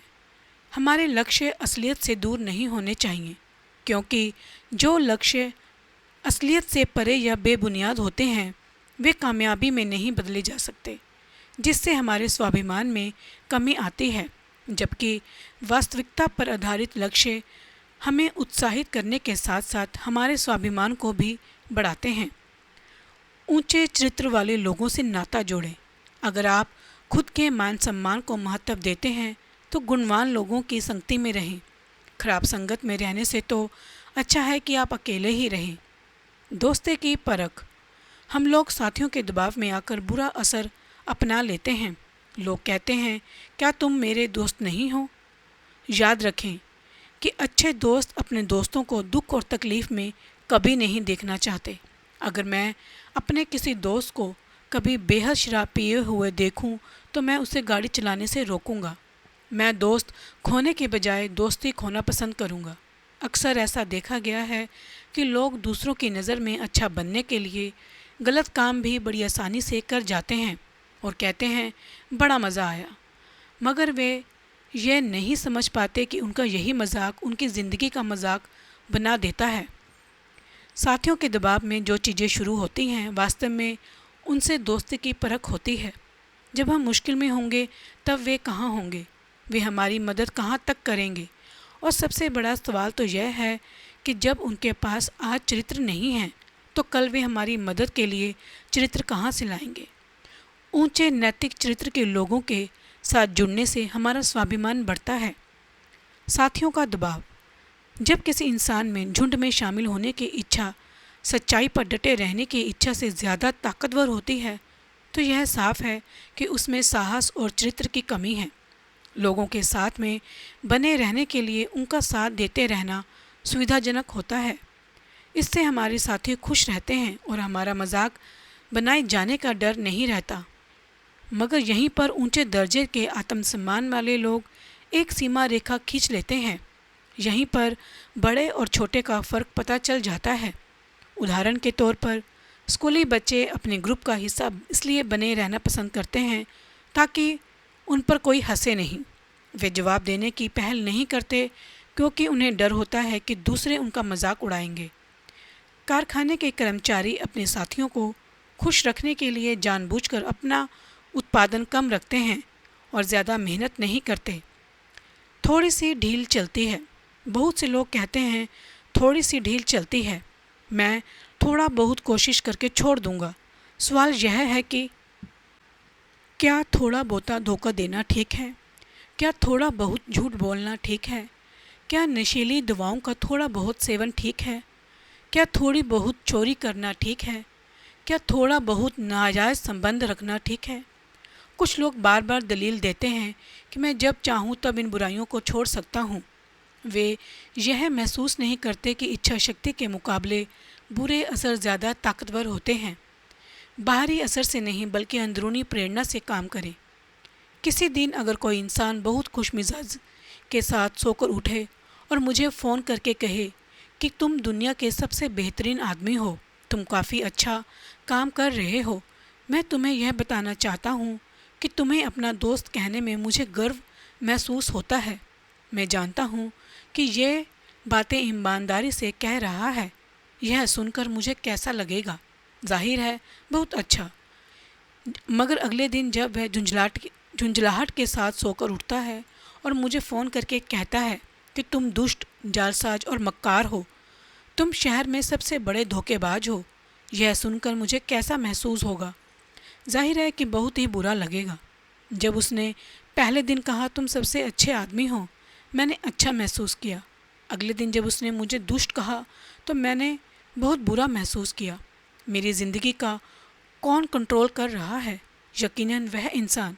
क्या मैं अपना जीवन ऐसे गुजारना चाहता हूँ? हरगिज़ नहीं। यह हुई बाहरी दबावों से चलने की बात। मैं अंदरूनी प्रेरणा से चलने वाला बनना चाहता हूँ। जब उसने मुझे फ़ोन किया और मुझे सबसे अच्छा व्यक्ति कहा तो सुनने में तो यह बात बड़ी अच्छी लगी, लेकिन अगर वह मेरी तारीफ़ में ये बातें ना भी कहता तो भी मैं अपनी नज़रों में एक अच्छा इंसान ही हूँ। और अगले दिन जब उसने मेरी बुराई की तो उसके शब्द मुझे भले ही बुरे लगे, पर वे मुझ पे छोटेपन का एहसास नहीं पैदा कर सकता, क्योंकि अपनी नज़रों में मैं अब भी एक अच्छा इंसान हूँ। जब लोग ऐसी बातें कहते हैं तुम मुझे नाराज़ करते हो, तो यहाँ पर कंट्रोल बाहरी है। लेकिन जब मैं कहता हूँ मैं तुमसे नाराज़ हूँ, तो यहाँ पर कंट्रोल अंदरूनी है। कोई भी आपकी इजाज़त के बगैर आपको हीन, छोटा महसूस नहीं करा सकता। एक कहानी है कि प्राचीन भारत के किसी साधु महात्मा को राह चलते एक आदमी ने गालियाँ दी। उस महात्मा ने बिना परेशान हुए उन बातों को तब तक सुना जब तक वह आदमी बोलते बोलते थक ना गया। तब उन्होंने उस आदमी से पूछा, अगर किसी की दी हुई चीज़ ना ली जाए तो वह चीज़ किसके पास रहेगी? आदमी ने जवाब दिया कि चीज़ देने वाले के पास ही रह जाएगी। महात्मा ने कहा, मैं तुम्हारी इस देन को लेने से इनकार करता हूँ। और वह उस आदमी को हक्का बक्का और हैरान छोड़कर चल दिए। उस महात्मा का खुद पर अंदरूनी कंट्रोल था। जब तक हम बाहरी बातों को दोष देते रहेंगे तब तक हमारे दुख बने रहेंगे और हम खुद को लाचार महसूस करते रहेंगे जब तक हम अपने एहसास और व्यवहार की जिम्मेदारी खुद नहीं लेंगे। तब तक हम में कोई बदलाव नहीं आएगा। हमें सबसे पहले खुद से ये सवाल पूछने चाहिए, मैं परेशान क्यों हूँ, मैं गुस्सा क्यों हूँ, मैं निराश क्यों हूँ। तब हमें इन पर काबू पाने के उपाय सूझने लगते हैं। खुशी सकारात्मक स्वाभिमान का नतीजा है। अगर हम लोगों से पूछें कि उन्हें किन बातों से खुशी मिलती है तो हमको बहुत किस्म के जवाब मिलेंगे। इनमें से ज़्यादातर लोग धन, दौलत, ऐशो-आराम की चीज़ों के नाम बताएंगे, लेकिन असली खुशी उन चीज़ों को पाने में नहीं है। खुशी बनने में है, ना कि पाने में। जीवन में किसी के पास सब कुछ होने पर भी यह जरूरी नहीं है कि वह खुश हो। इसकी उल्टी बात भी इतनी ही सच है। खुशी अंदरूनी होती है। खुशी तो एक तितली की तरह है जिसके पीछे हम जितना दौड़ते हैं यह उतना ही आगे उड़ती जाती है और हाथ नहीं आती। अगर हम चुपचाप खड़े हो जाएं तो ये हमारे कंधे पर खुद ब खुद बैठ जाएगी। खुशी लाने वाली दिमागी सोच बनाएं। कड़वाहट भावनात्मक नाकामयाबी की पहचान है। यह अच्छे काम करने की हमारी क्षमता को अपाहिज कर देती है। अपने पैमाने खुद बनाएं, खुद के प्रति ईमानदार रहें, खुद से ही मुकाबला करें। हर आदमी और हालात में अच्छाई ढूंढें, खुश रहने का फैसला करें। अपने पैमाने समझदारी से तय करें। गलत आलोचना से परेशान न होने की क्षमता बढ़ाएं। छोटी से छोटी चीज़ में भी खुशी तलाशना सीखें। याद रखें कि समय कभी एक जैसा नहीं रहता। उतार चढ़ाव तो जीवन का हिस्सा है। हर परिस्थिति का भरपूर आनंद लें। खुद को रचनात्मक कामों में लगाए रखें। खुद से कम भाग्यशाली लोगों की मदद करें। चीज़ों पर काबू पाना सीखें। चिंतित ना रहें। खुद को और दूसरों को माफ़ करना सीखें। ना तो अपराध बोध के शिकार हों और ना ही किसी के लिए मन में मैल रखें। खुद को सही आत्म सुझाव दें। खुद को सही आत्म सुझाव देने की आदत बनाएं। आत्म सुझाव हमारे अवचेतन मन को प्रभावित करके हमारी सोच के तरीके को बदलता है और हमारे व्यवहार में हमारी सोच ही झलकती है। इस तरह आत्म सुझाव हमारे सोच के तरीकों को प्रभावित करके हमारे व्यवहार पर असर डालता है। एक तरह से यह आत्मविश्वास जगाने वाली भविष्यवाणियों का रूप ले लेता है। इन तरह के आत्म सुझावों के कुछ उदाहरण: मैं इसे संभाल सकता हूँ, मैं इसे कर सकता हूँ, मैं हिसाब में अच्छा हूँ, मेरी याददाश्त अच्छी है। हमारी सबसे बड़ी ताकत हमारी सबसे बड़ी कमजोरी भी बन सकती है। हमारा कोई गुण हद से ज़्यादा बढ़ने पर कमजोरी में बदल जाता है। उदाहरण के तौर पर सेल्स के पेशे में अच्छी तरह से बात करना एक हुनर है। अक्सर यह ऐसा देखा गया है कि अच्छी आलोचना वाले सेल्समैन ज़्यादा सफल होने लगते हैं और फिर इसी हुनर को हद से ज़्यादा इस्तेमाल करने पर असफल भी होने लगते हैं। उनकी खूबी उन्हें कामयाबी के पास ले जाती है, लेकिन ज़रूरत से ज़्यादा इस्तेमाल किए जाने पर कमजोरी बन जाती है और वे नाकामयाब होने लगते हैं। सुनना भी एक ताकत है, लेकिन किसी इंसान में यह खूबी ज़रूरत से ज़्यादा बढ़ने पर ज़्यादा सुनना, ना बोलना उसकी कमजोरी बन जाती है। हमारी सबसे बड़ी कमजोरी हमारी ताकत बन सकती है। गुस्सा एक कमजोरी है। इसे एक ताकत के रूप में कैसे बदला जा सकता है? इसका नमूना एक महिला ने मैड बनाकर पेश किया। मैड का मतलब है मदर्स अगेंस्ट ड्रग ड्राइविंग नाम की संस्था। एक शराबी ड्राइवर की लापरवाही से उस महिला का बच्चा मारा गया था। वह इतनी गुस्सा हुई कि उसने यह समाज में ऐसी बातें बर्दाश्त न करने का फैसला किया। उसने समूचे अमेरिका में शराब पीकर ड्राइविंग करने के खिलाफ लोगों को एकजुट किया। आज वह महिला, उसका संगठन लाखों सदस्य के साथ एक बड़ी ताकत बन चुके हैं और वे जरूरी कानूनी बदलाव लाने में भी सफल हो रहे हैं। यह गुस्से जैसे नकारात्मक भाव को एक सकारात्मक सोच के जरिए ताकत में बदलने का उदाहरण है। उस महिला ने अपने गुस्से को मजबूत इरादे में बदल डाला। धीरज रखें। धीरज से आत्मविश्वास, दृढ़ता और समझदारी भरा नज़रिया पैदा होता है, जिससे आखिरकार कामयाबी हासिल होती है। अक्सर हम लोगों को कहते सुनते हैं, अच्छी या बुरी चीज़ को एक बार देखने, सुनने या करने से कोई असर नहीं होता, लेकिन मैं इसे सच नहीं मानता। असर भले ही नज़र ना आए, लेकिन कुछ न कुछ असर ज़रूर होता है। चीन में बांस का एक ऐसा पेड़ होता है जिसे रोपने के बाद 4 साल तक पानी और खाद देने के बावजूद उसमें अंकुर फूटने का भी कोई निशान नहीं दिखता। लेकिन 5वें साल के दौरान बांस का पौधा सिर्फ 6 सप्ताह में 90 फीट तक बढ़ जाता है। सवाल यह उठता है कि बांस का यह पौधा सिर्फ 6 हफ्ते में बढ़ा या इस काम में 5 साल लगे, जब इसमें बढ़ने वाली कोई लक्षण नज़र नहीं आ रहे थे। यदि उस समय इस पौधे को पानी और खाद नहीं दी जाती तो क्या वह बढ़ पाता? बिल्कुल नहीं। अगर 4 साल तक देखरेख ना की जाती तो बांस का वह पौधा मर जाता। हमें कुदरत से सीखने की ज़रूरत है कि यह सीख बिल्कुल साफ है। धैर्य और विश्वास के साथ काम करते रहें। अगर नतीजा नज़र ना आए तब भी उसका असर ज़रूर होता है। चेतावनी: धीरज और आलस में फ़र्क होता है। कभी कभी एक बेहद आलसी इंसान खुद को धैर्यवान समझ सकता है। अच्छी शुरुआत का अंत भी अच्छा होता है। कामयाब लोग अपनी कमियों को पहचानते हैं मगर अपनी शक्तियों को बढ़ाते हैं। जब हम अपनी शक्तियाँ पहचानेंगे ही नहीं तो इन्हें बढ़ाएंगे कैसे? हम क्या नहीं करना चाहते, इससे ज़्यादा ध्यान इस बात पर दें कि हमें क्या करना है और बनना चाहते हैं। इससे ज़्यादा ध्यान इस बात पर दें कि हमें क्या करना है और हम क्या बनना चाहते हैं। स्वाभिमान का भाव असली निचोड़ लिखें। इब्राहम लिंकन के लफ्ज़ों से ज़्यादा बेहतर तरीके से नहीं समझाया जा सकता। ऐ दुनिया, आज मेरे बेटे का स्कूल में पहला दिन है। ऐ दुनिया, मेरे बच्चे का हाथ थाम लो।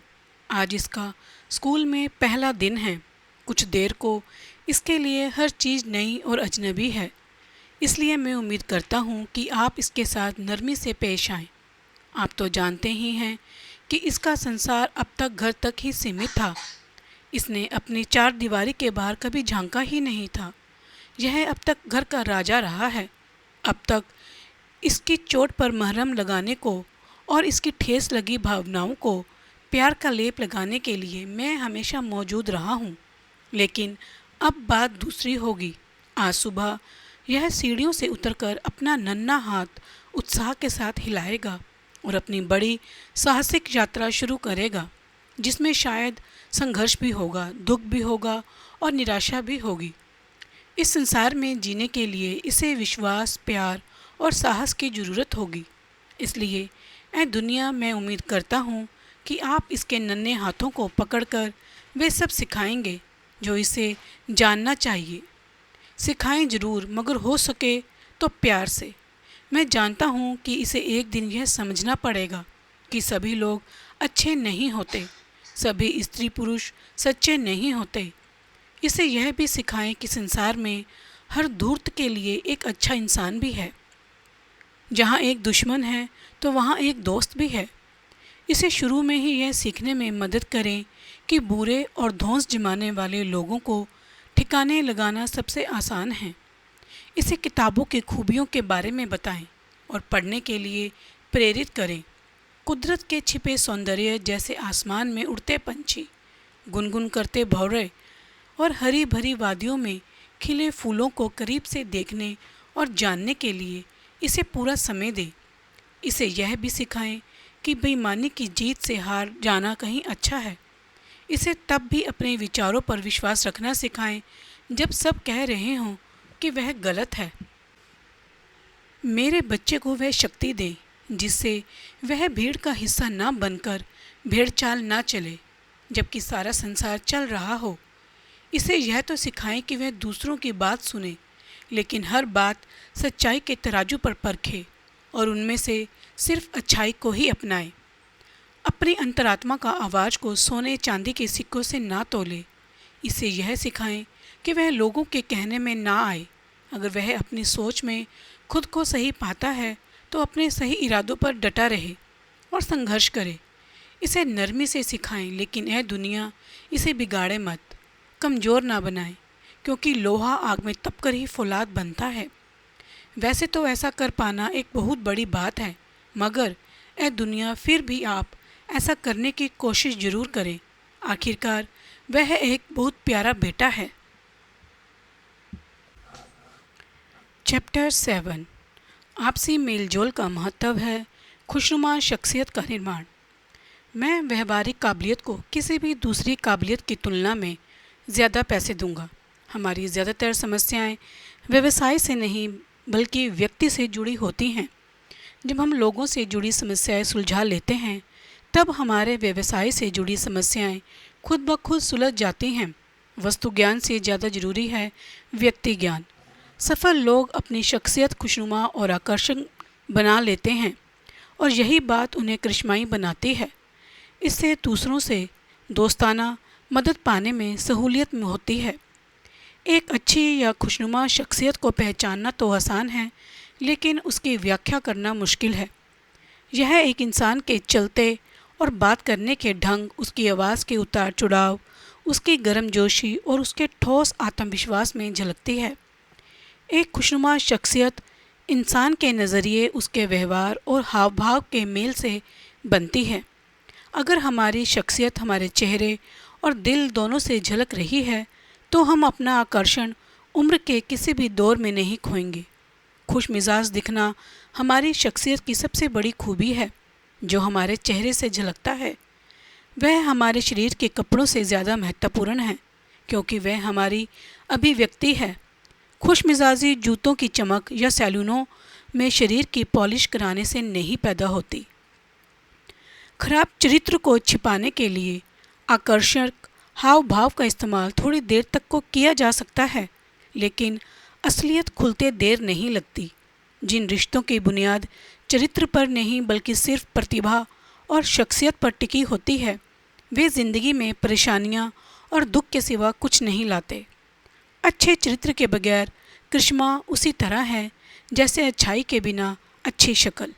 इसका सार यह है कि ज़िंदगी में सफलता हासिल करने के लिए चरित्र और करिश्मा दोनों का मेल होना बेहद ज़रूरी है।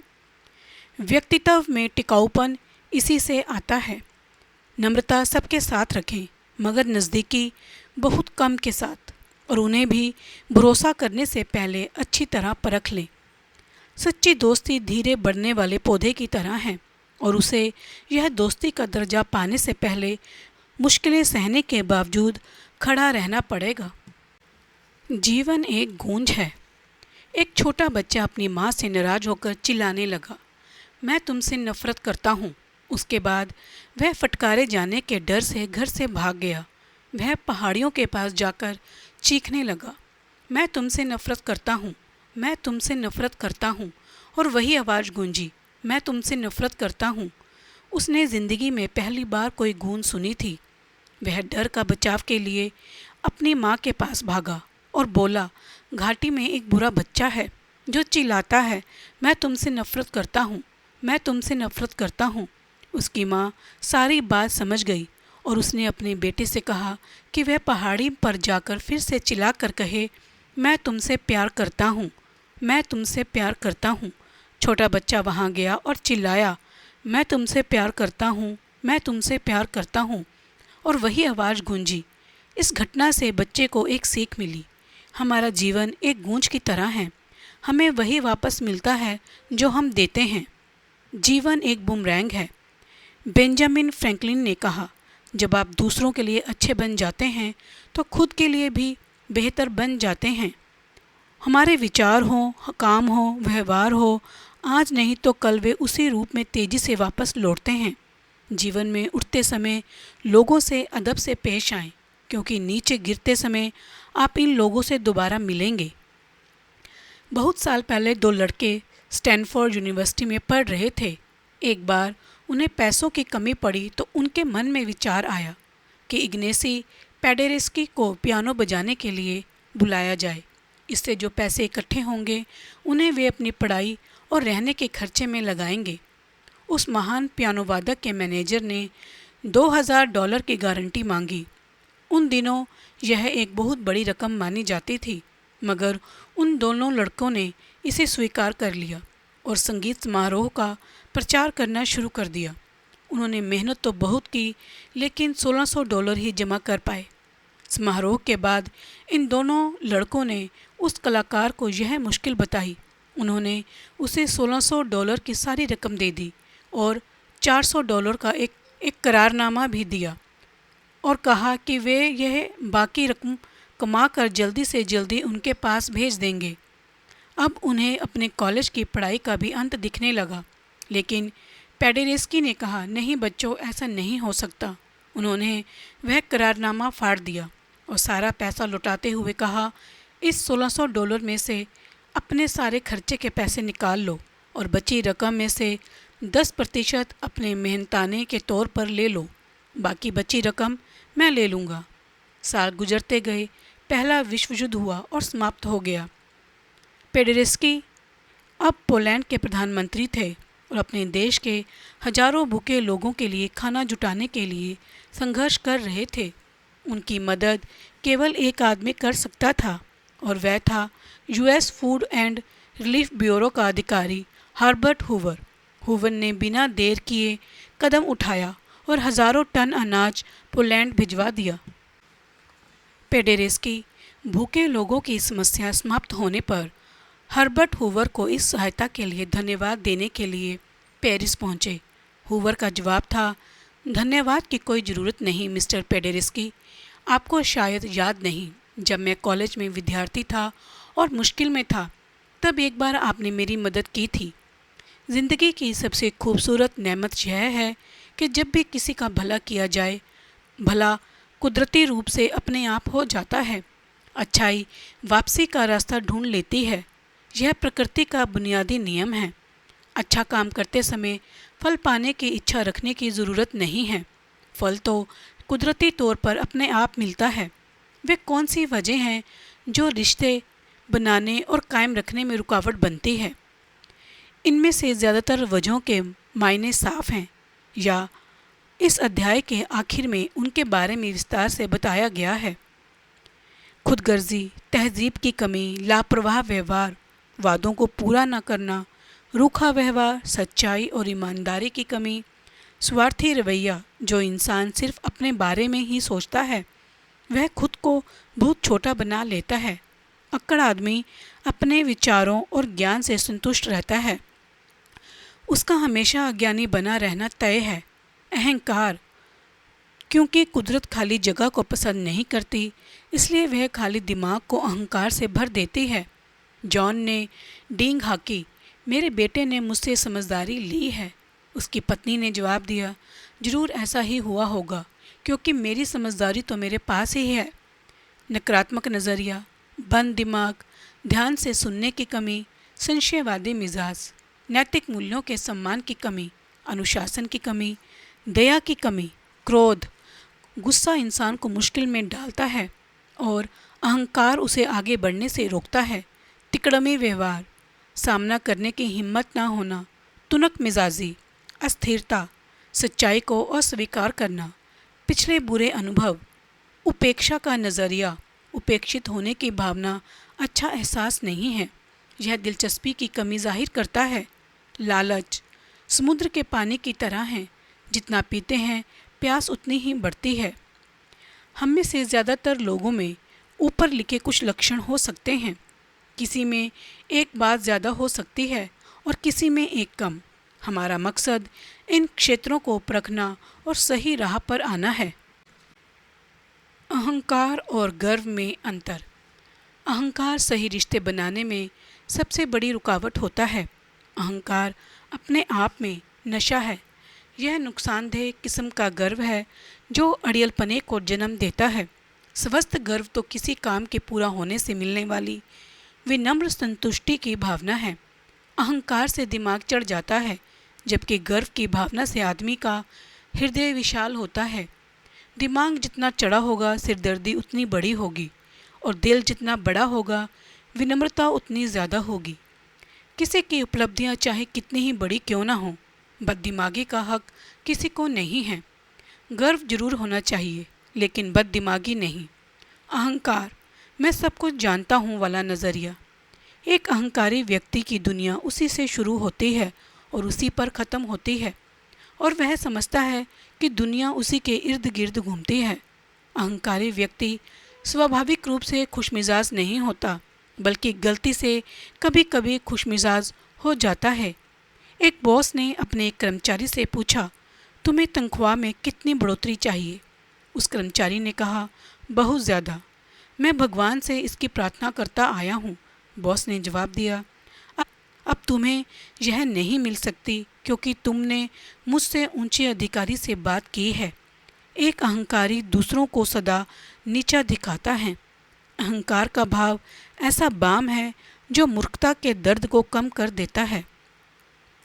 अपनी भलाई के बारे में सोचना और स्वार्थी होने में क्या अंतर है? इन दोनों शब्दों के बीच का फ़र्क समझना जरूरी है। स्वार्थी होना नकारात्मक और बर्बादी लाने वाला भाव है। यह रिश्तों को तोड़ता है क्योंकि यह गलत मूल्यों पर आधारित होता है। स्वार्थी व्यक्ति पाने और खोने के सिद्धांत पर विश्वास करता है। दूसरी ओर अपनी भलाई की चिंता करना उचित है। इससे समृद्धि, मानसिक शांति, अच्छी सेहत और खुशियाँ बढ़ती हैं। अपनी भलाई चाहने की भावना सबकी जीत में विश्वास करती है। ईर्ष्या, द्वेष, केकड़ा स्वभाव। ईर्ष्या उस बाघ की तरह है जो न केवल अपने शिकार को बल्कि उस हृदय को भी चीर डालती है जिसमें यह बसती है। केकड़ा स्वभाव क्या है? क्या आप जानते हैं कि यदि आप केकड़ा को किसी खुले हुए बक्से में डाल दें तो भी वे बक्से में ही रहेंगे। केकड़े रेंगते हुए आसानी से बाहर निकलकर आज़ाद हो सकते हैं, मगर ऐसा हो नहीं पाता क्योंकि केकड़ों का स्वभाव ऐसा होने से रोकता है। जैसे ही कोई केकड़ा रेंग कर बाहर निकलने की कोशिश करता है, दूसरे उसे नीचे खींच लेते हैं। इस तरह से कोई भी केकड़ा बाहर नहीं निकल पाता। वे सभी आज़ाद हो सकते हैं, लेकिन सोचिए उनका क्या हश्र होता है, मृत्यु। ईर्ष्या करने वाले लोगों पर भी यही बात लागू होती है। वे जीवन में कभी आगे नहीं बढ़ते और दूसरों को भी नहीं बढ़ने देते। जलन की भावना कमज़ोर स्वाभिमान का लक्षण है। यह सर्वव्यापी दुर्गुण है। सबसे बड़ी चुनौती उस समय आती है जब जलन की भावना किसी देश के राष्ट्रीय चरित्र का हिस्सा बन जाती है। तब देश पिछड़ने लगता है। आने वाली पीढ़ियों को इसके भयंकर नतीजे भुगतने पड़ते हैं। जलन की भावना लोगों को भ्रष्ट बना देती है। हमें खुले दिमाग का होना चाहिए, ना कि खाली दिमाग का। खुले दिमाग और खाली दिमाग में क्या अंतर है? खुला दिमाग लचीला होता है। यह गुणों के आधार पर किसी विचार को स्वीकार। खाली दिमाग में अच्छी या बुरी कोई भी बात भरी जा सकती है। यह बिना जांचे परखे कुछ भी स्वीकार कर लेता है। चीज़ें हमें वैसी नहीं दिखती जैसी वे हैं, बल्कि वैसी दिखती हैं जैसे हम हैं। यह एक ऐसे बुद्धिमान व्यक्ति की कहानी है जो अपने गांव के बाहर बैठा हुआ था। एक यात्री उधर से गुजरा और उसने उस व्यक्ति से पूछा, इस गांव में किस तरह के लोग रहते हैं, क्योंकि मैं अपना गांव छोड़कर किसी और गांव में बसने की सोच रहा हूँ। तब उस बुद्धिमान व्यक्ति ने पूछा, तुम जिस गांव को छोड़ना चाहते हो उस गांव में कैसे लोग रहते हैं? उस आदमी ने कहा, वे स्वार्थी, निर्दयी और रूखे हैं। बुद्धिमान व्यक्ति ने जवाब दिया, इस गांव में भी ऐसे ही लोग रहते हैं। कुछ समय बाद एक दूसरा यात्री वहां आया और उसने उस बुद्धिमान व्यक्ति से वही सवाल पूछा। बुद्धिमान व्यक्ति ने उससे भी पूछा, तुम जिस गांव को छोड़ना चाहते हो उसमें कैसे लोग रहते हैं? उस यात्री ने जवाब दिया, दयालु और एक दूसरे की मदद करने वाले हैं। तब बुद्धिमान व्यक्ति ने कहा, इस गांव में भी तुम्हें ऐसे ही लोग मिलेंगे। आमतौर पर हम दुनिया को उस तरह नहीं देखते जैसे वे है, बल्कि जैसे हम खुद हैं वैसे देखते हैं। ज़्यादातर मामलों में दूसरे लोगों का व्यवहार हमारे ही व्यवहार का आईना होता है। अगर हमारी नीयत अच्छी होती है तो हम दूसरों की नीयत भी अच्छी मान लेते हैं। हमारा इरादा बुरा होता है तो हम दूसरों के इरादों को भी बुरा मान लेते हैं। भरोसा। सभी रिश्ते भरोसे पर आधारित होते हैं, जैसे कि मालिक नौकर, माँ बाप बच्चों, पति पत्नी, गुरु विद्यार्थी, खरीदने वाले बेचने वाले और ग्राहक सेल्समैन का रिश्ता। बिना निष्ठा और ईमानदारी के भरोसा कैसे हो सकता है? भरोसे के संकट में पड़ने का मतलब है सच्चाई का संकट में पड़ना। भरोसा भरोसेमंद पर ही किया जाता है। भरोसा इन बातों से पैदा होता है। विश्वसनीयता वचनबद्धता से जन्म लेती है। विश्वसनीय आदमी के बारे में पहले से अंदाज़ा लगाया जा सकता है। स्थिरता विश्वास बढ़ाती है। सम्मान खुद और दूसरों का सम्मान करने से इंसान का गौरव बढ़ता है और उसमें दूसरों की परवाह करने का नज़रिया पैदा होता है। निष्पक्षता न्याय और निष्ठा के भाव को जगाती है। खुलापन दूसरों की बात ध्यान से सुनने और उनके विचारों के साथ साझेदारी की इच्छा दर्शाता है। समता कथनी और करनी में समानता होनी चाहिए। अगर कोई कहता कुछ है और करता कुछ है तो आप उसका कैसे यकीन करेंगे। क्षमता काबिलियत और सेवा की भावना से जन्म लेती है। ईमानदारी विश्वसनीयता का महत्वपूर्ण अंग है। स्वीकृति सुधार के प्रयास के बावजूद हम एक दूसरे की कमियों और खूबियों को एक हद तक कबूल करने की ज़रूरत होती है। चरित्र किसी इंसान में कितनी ही योग्यता क्यों ना हो, लेकिन वह चरित्रहीन है तो उस पर विश्वास नहीं किया जा सकता। साहस जिस इंसान में साहस की कमी होती है वह तकलीफ में आपका साथ छोड़ देगा। भरोसे का महत्व प्यार से भी ज़्यादा है। हम कुछ लोगों को प्यार तो कर सकते हैं लेकिन उन पर भरोसा नहीं कर सकते। रिश्ते बैंक अकाउंट की तरह हैं। हम उनमें जितना जमा करते हैं वे उतने ही बढ़ते हैं, इसलिए हम उतना ही निकाल भी सकते हैं। लेकिन अगर आप बिना जमा किए निकालने की कोशिश करेंगे तो निराशा ही हाथ लगेगी। कई बार हम महसूस करते हैं कि हमने ज़्यादा निकाल लिया है, मगर सच्चाई यह होती है कि हमने बहुत ही कम जमा किया होता है। खराब रिश्ते और भरोसों की कमी के कुछ नतीजे बताए गए हैं। तनाव, खराब सेहत, आपसी संवाद की कमी, अविश्वास, चिड़चिड़ापन, क्रोध, बंद दिमाग या संकुचित सोच, पूर्वाग्रह, टीम भावना का अभाव, आत्मबल का टूटना, अविश्वसनीयता, असहयोग का व्यवहार, आत्मसम्मान की कमी, टकराव, संदेह, मायूसी, उत्पादकता में कमी, उदासीनता और अकेलापन।